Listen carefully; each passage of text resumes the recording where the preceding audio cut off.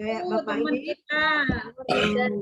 Mudah-mudahan kalau ada yang sakit segera disembuhkan oleh Allah Subhanahu wa taala. Amin.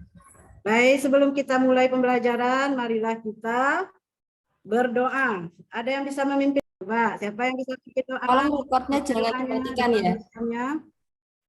Ya. Bismillah. Siapa Bu yang ditunjuk mimpin Bu? Bu Titi juga boleh. Ya. Ananda, Titi ya. Marilah teman-teman, sebelum kita mulai pembelajaran, sebaiknya kita berdoa terlebih dahulu. Berdoa mulai. Bismillahirrahmanirrahim. Raditu billahi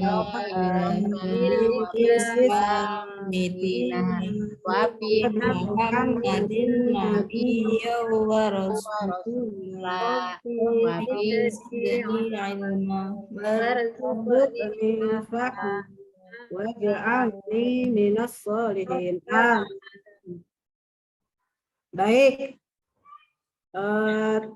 Pembelajaran kita seperti yang Ibu bilang tadi yaitu tentang hijrah ke Habasyah. Anak Ibu ada yang tahu apa itu hijrah? Ada yang tahu? Ya Bu. Nah, apa itu hijrah? Berpindah tempat. Berpindah tempat. Bagus, Ananda Titi. Hijrah itu ada menurut bahasanya dan ada juga menurut istilah. Hijrah kalau menurut bahasa itu meninggalkan atau berpindah tempat. Kalau menurut istilah hijrah itu adalah pindah dari satu tempat ke tempat yang lain. Ya. Nah ini dia. Hijrah menurut bahasa meninggalkan, menjauhkan diri atau berpindah tempat. Kalau menurut istilah, hijrah itu adalah pindah dari satu tempat ke tempat yang lain. Nah, jadi, ada yang tahu enggak kenapa? Nah, sekarang kenapa Nabi Muhammad menganjurkan umat Islam untuk hijrah? Ada yang tahu, anak Ibu? Ya Bu. Ya. Bu. Ya Bu. Oh, banyak yang tahu. Coba Ananda Titi, kenapa Nabi Muhammad menganjurkan umat Islam untuk hijrah ke Habasyah? Apa sebabnya? Untuk memperkembangkan ajaran Islam. Ya Bu. Sinyalnya kurang ini ya. Apa sinyal saya? Sinyal saya. Ya, suara saya jelas, Ananda? Jelas Bu. Jelas Bu. Ini kok ada bermasalah kayaknya. Nah, ya. Apa tadi Bu Ananda Titi? Hijrah itu apa? Kenapa hijrah? Untuk memperkembangkan ajaran agama Islam.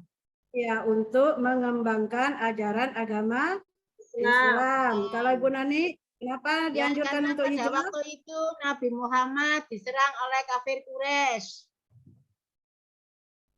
Ada penyerangan dari kafir Quraisy. Berarti Bu Tri, Ananda Tri silakan.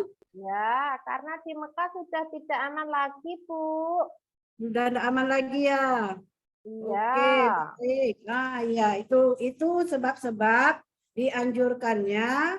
Jawaban Ananda semua tadi udah betul. Itu adalah sebab-sebab dianjurkannya umat Islam untuk hijrah ke Habasyah. Yang pertama, karena kota Mekah sudah tidak aman lagi untuk umat Muslim, ya. Banyak gangguan.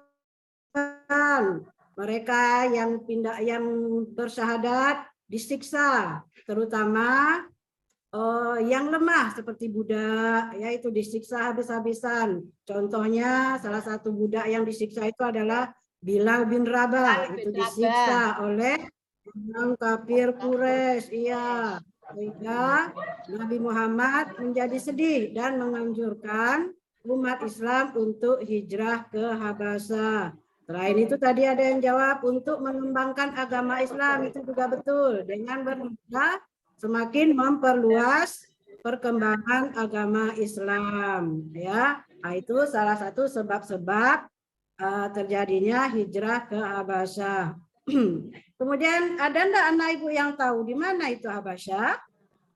Belum, Bu. Nah, Habasyah itu belum ada yang tahu ya. Habasyah memang jauh dari daerah kita ya. Kita di Indonesia, Habasyah itu tidak dekat, tidak di Indonesia, di luar Indonesia. Jadi Habasyah itu kalau sekarang Madinah. Habasyah itu dikenal dengan nama Ethiopia. Pernah ada yang ke Ethiopia, Ananda? Iya. Bu. Belum ya. Belum ada yang pernah ke Ethiopia. Jadi Habasyah itu berada di wilayah yang sekarang dikenal dengan nama Ethiopia yang terletak di Afrika Timur, ya, adanya di Afrika Timur. Mengapa Nabi Muhammad memilih Habasyah untuk tempat hijrah umat Muslim? Yang pertama, penyebabnya adalah Nabi Muhammad SAW itu mengetahui bahwa raja dari Habasyah yang bernama Ashima An-Najasyi adalah seorang raja yang adil dan tidak mau menzolimi siapapun, sehingga Nabi Muhammad SAW memerintahkan kaum muslimin hijrah ke Habasyah. Jadi pengetahuan Nabi Muhammad ini sudah sangat luas ya, dia tahu mana tempat yang aman, mana tempat yang baik untuk hijrah. Kenapa Nabi Muhammad tidak menganjurkan ke tempat yang lain, ke Taif atau ke daerah mana, tetapi malah menganjurkan Habasyah? Karena pada waktu itu raja yang memimpin di Habasyah itu adalah Raja Najasyi yang terkenal adil dan tidak akan mungkin mengusir tamu yang datang ke daerahnya. Mereka akan menganjurkan untuk menghormati siapa saja tamu yang datang ke daerahnya. Walaupun Raja Najasyi ini bukan seorang Muslim. Raja Najasyi ini seorang yang beragama Nasrani. Tetapi mereka menerima dengan tangan terbuka kedatangan dari rombongan Muslim yang ke sana. Ya.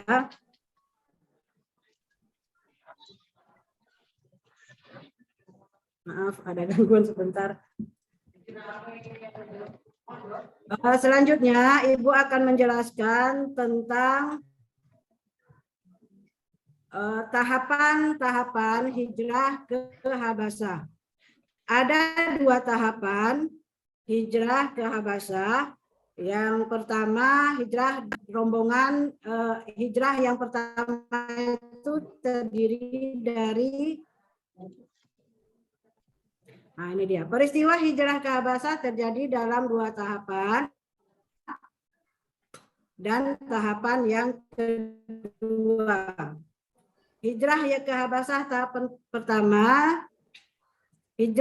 pertama terjadi pada bulan Rajab tahun ke-5 kenabian.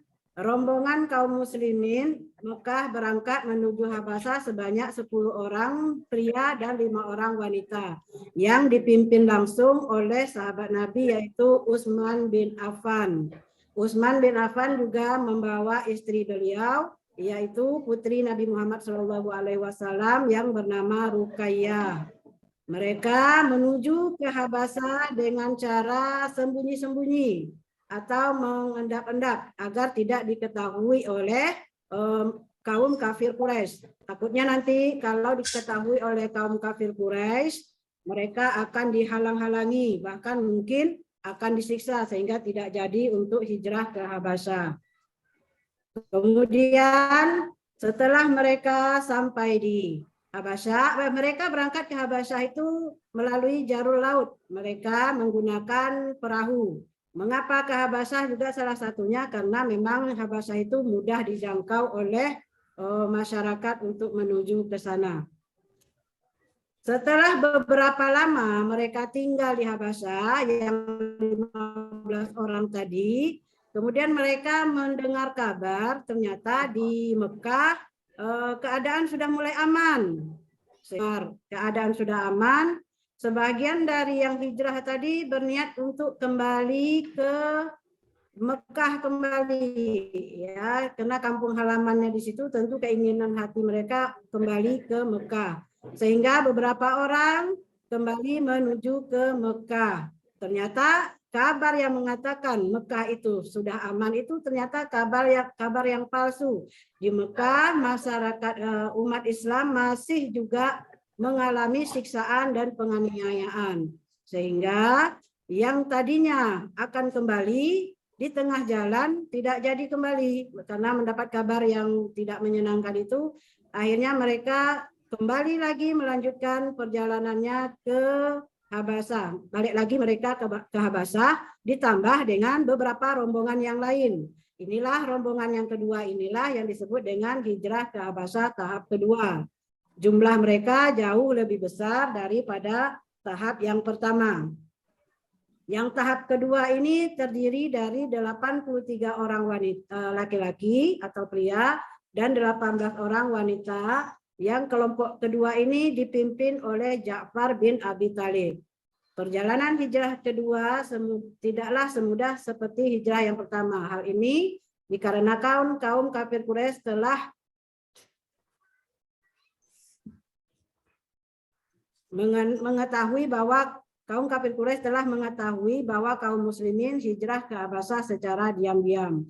Kaum kafir Quraisy yang mengetahui hal tersebut berniat menyusul dan menggagalkan rencana kaum muslimin.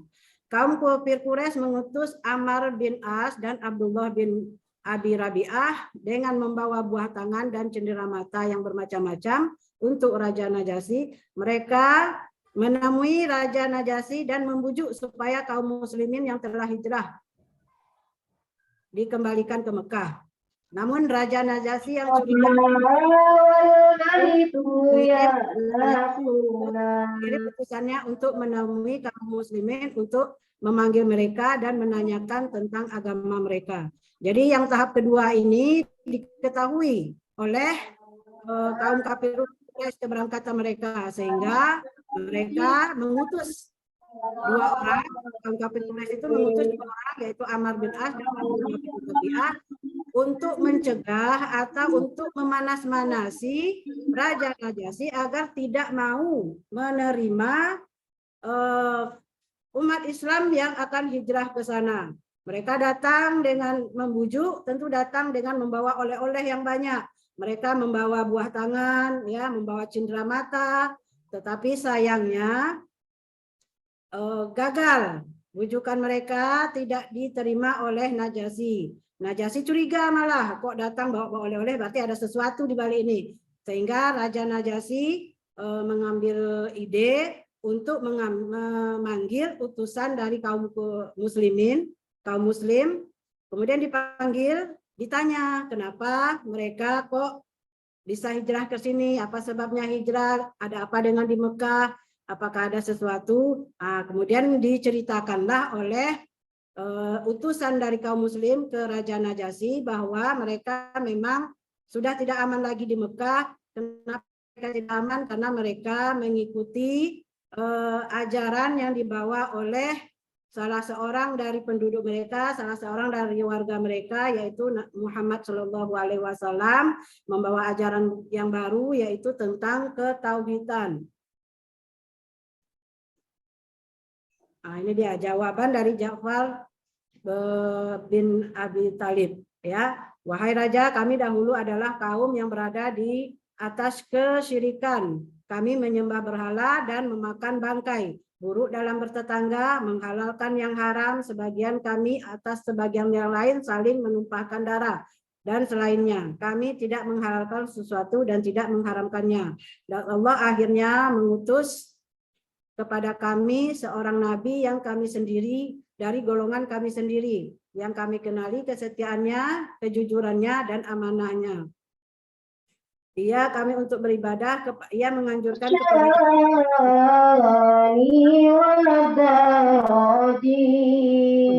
menjalin silaturahmi baik dalam bertetangga, sholat, puasa, dan menyembah selain dia, dan tidak menyembah selain dia.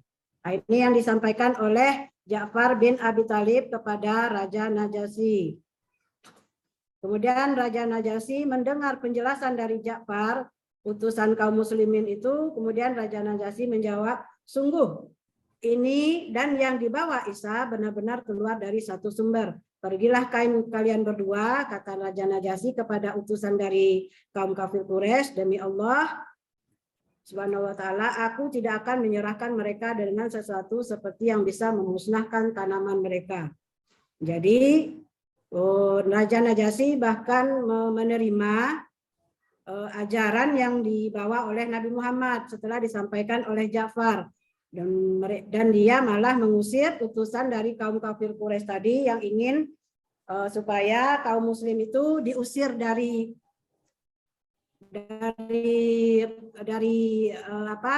Ethiopia itu, dari Habasyah, supaya dikembalikan ke kota Mekah, tetapi tidak diterima oleh Raja Najasyi karena dia mendengar penjelasan dari Ja'far bin Abi Thalib dan dia menerima itu karena menurutnya sesuai dengan apa yang ada di kitabnya, ya, yaitu kitab umat Nasrani, dan cocok, berarti ini betul, ajaran ini betul, sehingga ada kabar yang mengatakan Raja Najasyi ini akhirnya malah ikut memeluk Islam, tetapi tidak diumumkan kepada kaumnya, ya, dia tidak mengumumkan kepada masyarakat di rakyatnya tentang keislamannya. Itu saja. Ada anak ibu yang bertanya tentang ini, tentang hijrah ke Habasyah? Tidak ada. Kalau tidak ada, kita tutup pembelajaran kali ini. Lebih dan kurang ibu mohon maaf. Assalamualaikum warahmatullahi wabarakatuh. Waalaikumsalam warahmatullahi wabarakatuh. Wabarakatuh. Baik, Bu Rohimah. Bu Rohimah